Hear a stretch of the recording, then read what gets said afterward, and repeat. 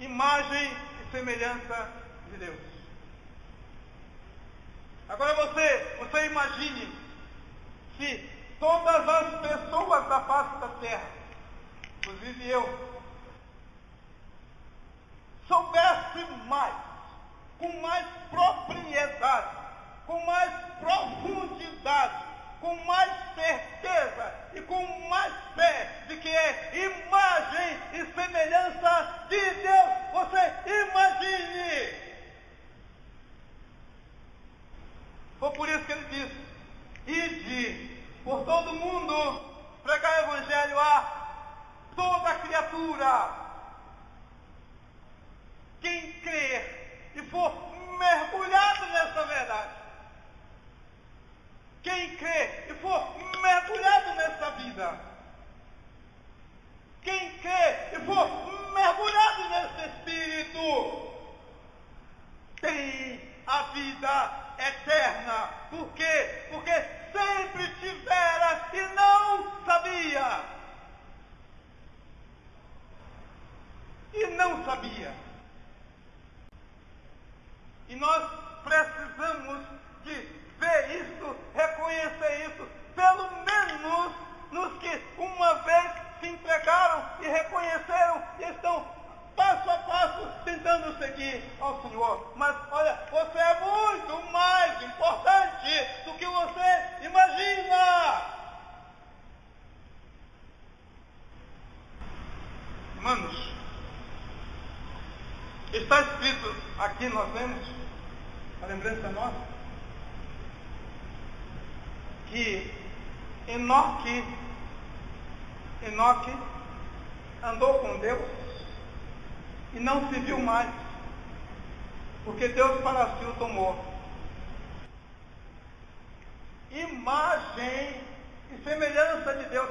Graças a Deus pelas Escrituras.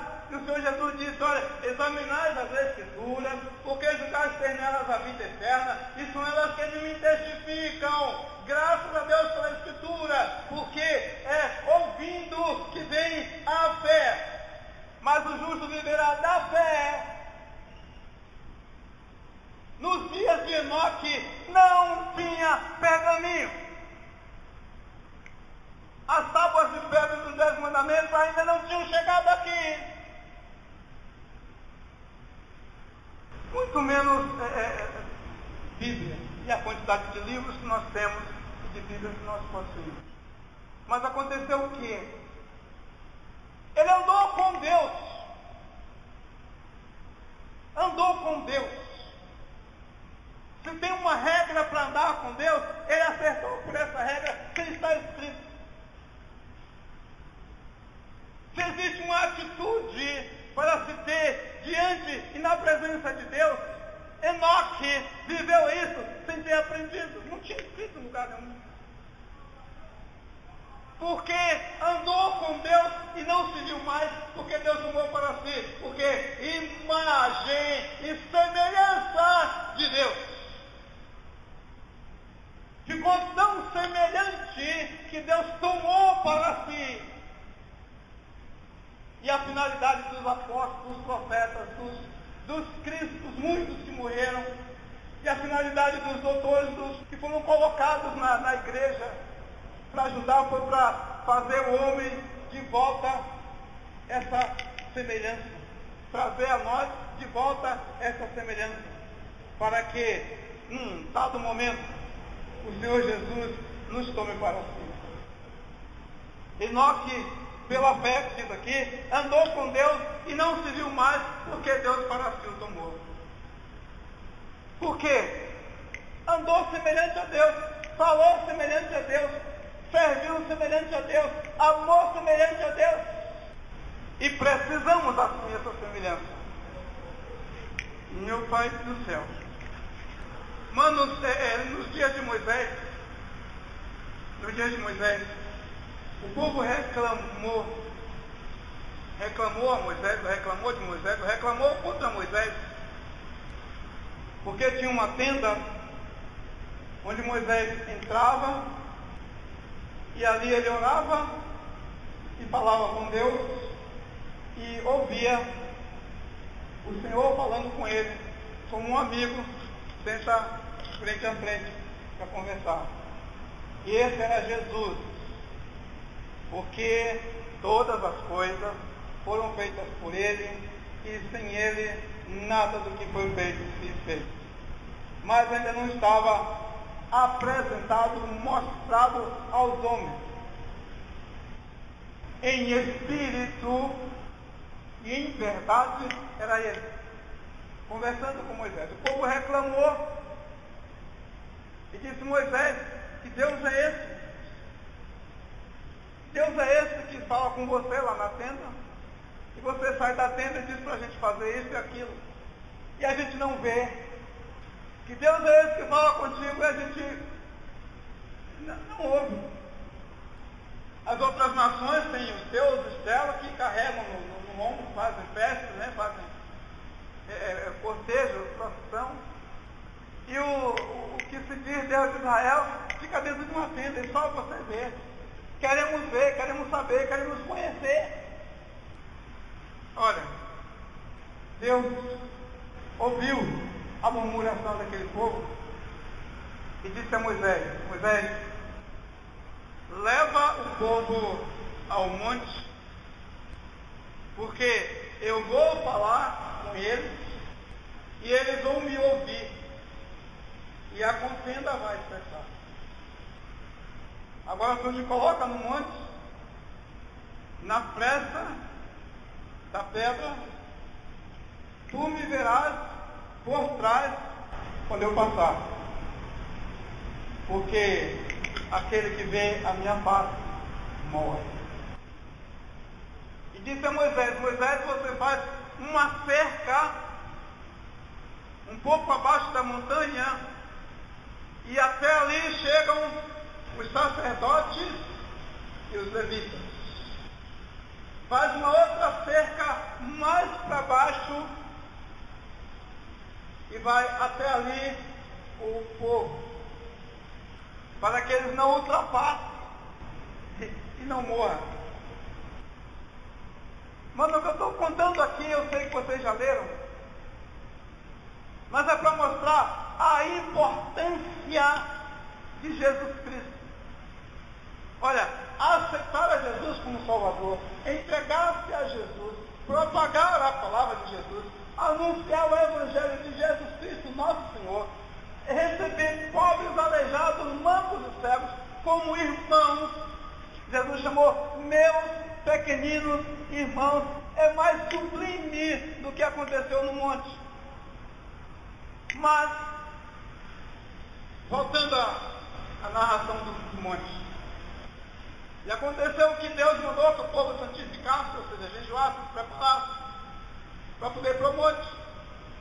Olha, quando chegaram lá no monte, aí olha, toda palavra que Deus falava, dava para ouvir em Itaparica. Se trovejar aqui, ouve em Itaparica? Se trovejar em Itaparica, dá para ouvir aqui? Tem trovão que a gente vai andando, né? A gente urbando tudo assim, né? Tem.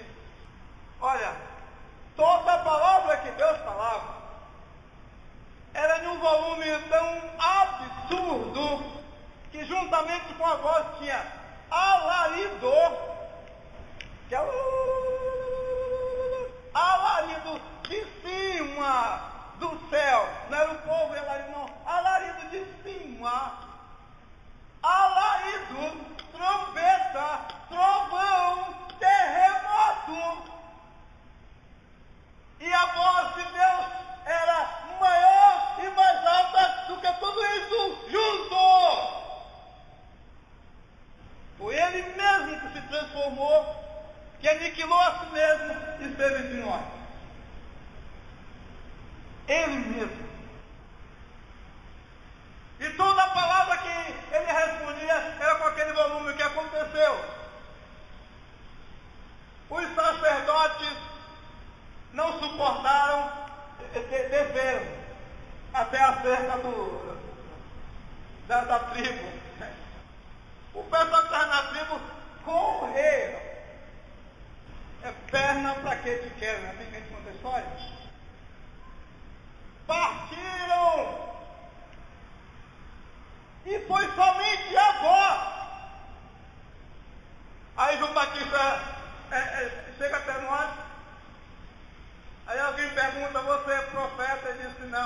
E Jesus disse que foi o melhor profeta dos nascidos de mulher. Ninguém foi maior do que João Batista. É profeta ou não? Você é o Cristo? Não. Oi, se você não é profeta, se você não é o Cristo, o que você é? Quem fazes tu ser? Ele disse, eu sou a voz do que clama no deserto. Aquela voz que gritou lá em cima no monte, quando aniquilou a si mesmo tomou forma de homem, surgiu em João Batista. Ele disse, eu sou a voz do que clama no deserto. Dá para ver a importância de João Batista, porque Jesus disse que dos nascidos de mulher, nenhum foi maior do que ele. Ele se disse, eu sou a voz do que clama no deserto. A voz do Senhor faz parir as terras, a voz do Senhor desnuda as penhas, a voz do Senhor é cheia de majestade. É o Salmo, é o 29. João Batista disse, eu sou a voz do que clama no deserto. Aí o salmista já cantava sobre essa voz, dizendo, dai ao Senhor, ao Filho dos poderosos, dai ao Senhor glória e força. Dai ao Senhor a glória devida ao seu nome. Adorai o Senhor na beleza da sua santidade. A voz do Senhor ouve-se sobre as águas. O Deus da glória troveja.